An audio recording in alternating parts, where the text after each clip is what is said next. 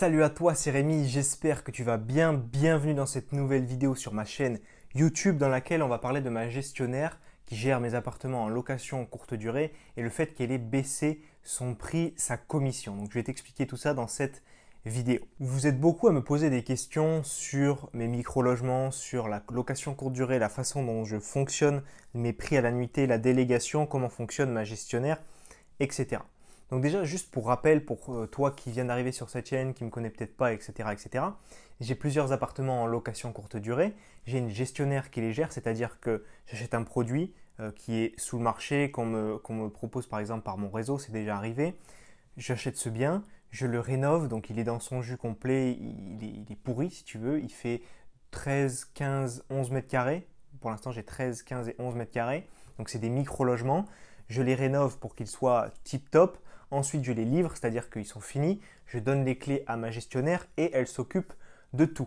Donc, elle va s'occuper de mettre l'annonce en ligne, de faire les photos, de répondre aux locataires, de venir sur place pour faire un check-in physique, check-out physique, petit cadeau à l'arrivée. Elle s'occupe de remettre le thé, le café. Elle s'occupe des avis, elle s'occupe des litiges. S'il y a un souci, quoi que ce soit, c'est elle qui gère et je la rémunère pour cela. L'idée, c'est quoi? C'est que je fournis un gros travail en amont, un gros travail d'investisseur, si tu veux. C'est un travail d'investisseur. Trouver un bien, le rénover, faire bosser des artisans, le meubler avec goût pour qu'il y ait beaucoup de réservations, beaucoup de coups de cœur sur ce bien. Et ensuite, une fois que ce travail est fait, je ne travaille plus. C'est elle qui travaille et moi derrière, je lui donne une commission, mais j'attends tranquillement que l'argent tombe sur mon compte et je ne fournis aucun travail. C'est ce qu'on appelle une délégation à 100%. Donc pour ceux qui me posent la question, c'est une gestionnaire qui est indépendante, elle n'est pas auto-entrepreneuse parce qu'elle a plusieurs biens à gérer, donc elle a changé de statut, elle est en SASU, elle est à son compte, elle travaille toute seule en tant que dans sa SASU, mais après elle fait travailler plusieurs prestataires aussi, niveau blanchisserie, niveau service comme ça. Donc pour moi, la location courte durée, c'est un vrai métier, ça ne s'invente pas. Elle s'est créée son nouveau job, si tu veux, elle était salariée dans une boîte, elle n'aimait plus le salariat, elle voulait faire ça, elle a créé sa boîte, elle fait ça, c'est son nouveau métier, elle le gère très bien et j'en suis très content. Donc pour moi, la location courte durée, ça peut être très vite chronophage, comme je t'ai dit, pour moi c'est un vrai métier.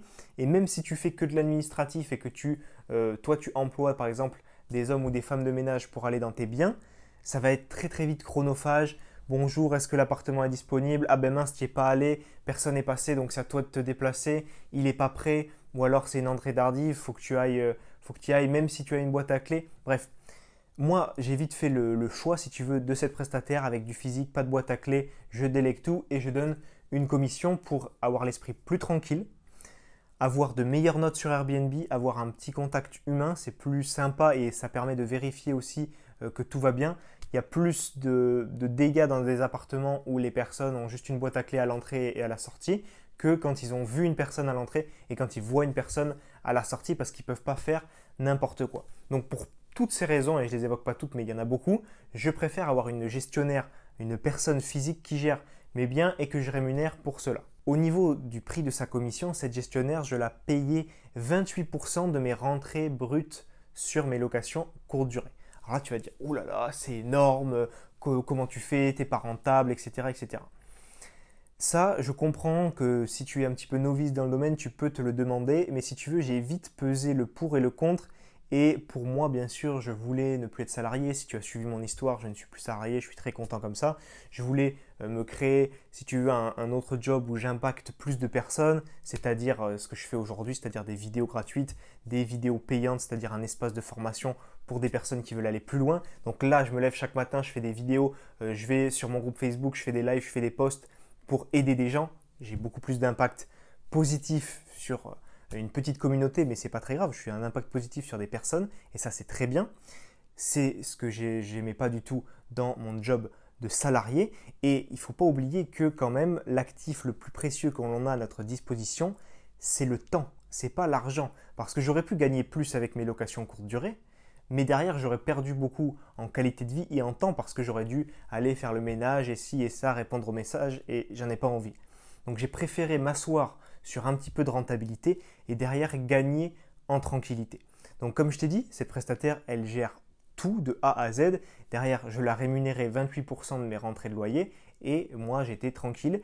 Et malgré tout, ces investissements sont réfléchis de cette façon, de la façon où je vais les déléguer à 100% et donc sont quand même rentables et génèrent 200, 300, 400, 500, 600, 700 euros de cash flow par mois. Ça va dépendre des mois. Je vais te dire que la moyenne, ça va être entre 300 et 500 euros par mois. Des mauvais mois Covid, ça peut être autofinancé ou 100, 150 euros de cash flow. Et des très bons mois avec du surbooking, on peut monter à 500, 700 euros de cash flow à peu près par appartement. Et donc en moyenne, comme je t'ai dit, environ 300 euros de cash flow tous les mois sans rien faire, c'est-à-dire en délégation totale. Et ça, je trouve ça vraiment bien, c'est-à-dire que ok, j'ai peut-être pas un cash flow à 1500 euros, peu importe, j'ai 300 euros de cash flow en moyenne par appartement sur de la courte durée, mais derrière, je ne fais rien.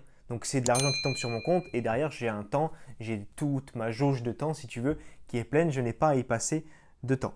Donc voilà, c'est pour moi, c'était le meilleur compromis à trouver.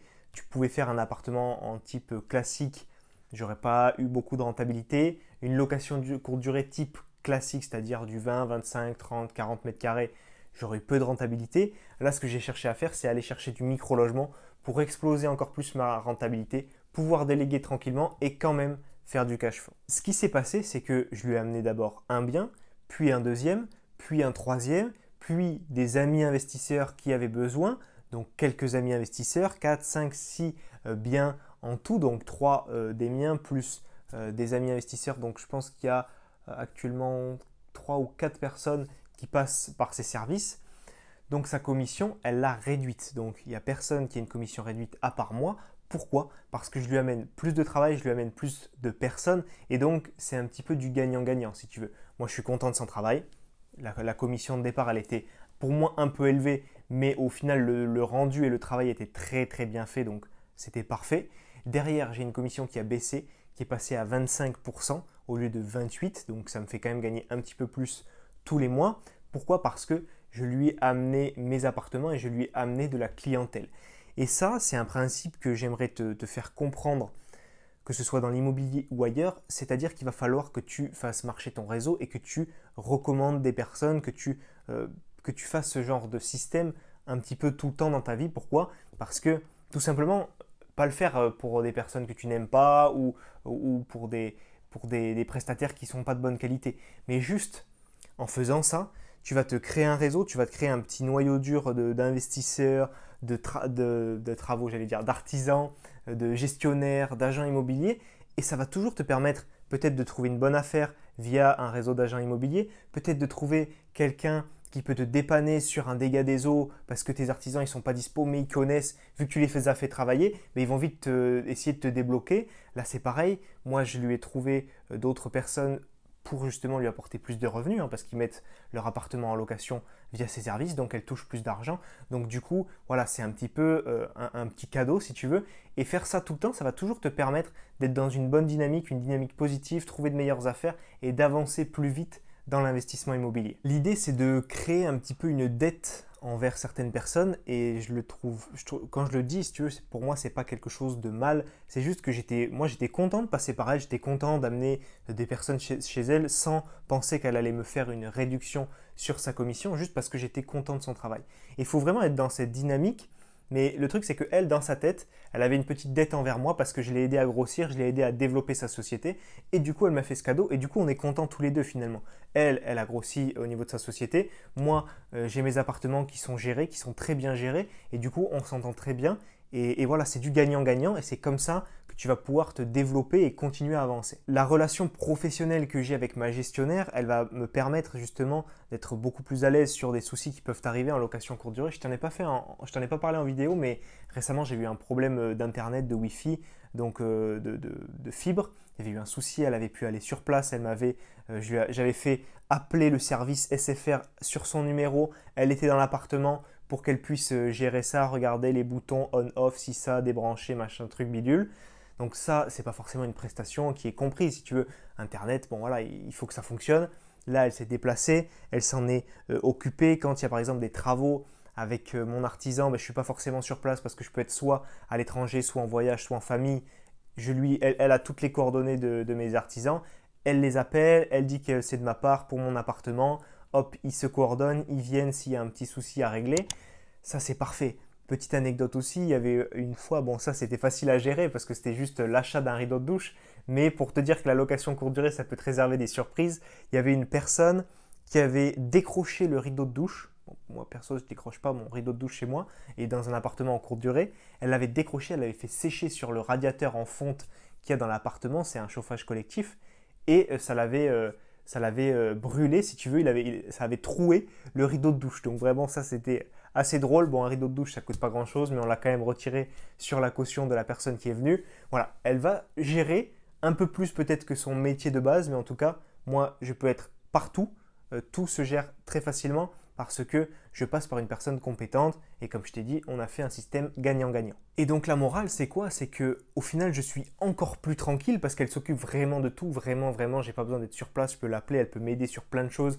Elle commande. L'autre jour, il y avait une petite veilleuse dans un appartement que j'avais collé au mur avec un petit système d'interrupteur comme dans les hôtels, je sais plus comment ça s'appelle, des petites lampes que tu peux incliner comme ça.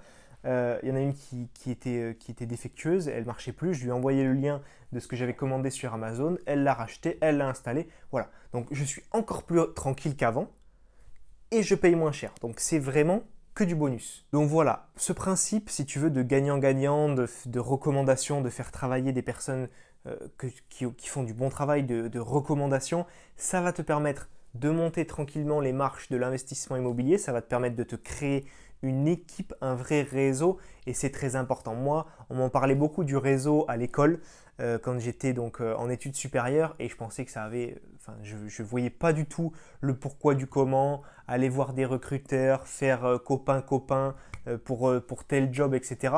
Donc dans ma vie de salarié, je n'ai pas du tout compris, si tu veux, l'importance du réseau parce que j'étais pas dans ce mood-là, j'avais pas envie de progresser, d'avoir une belle carrière, etc.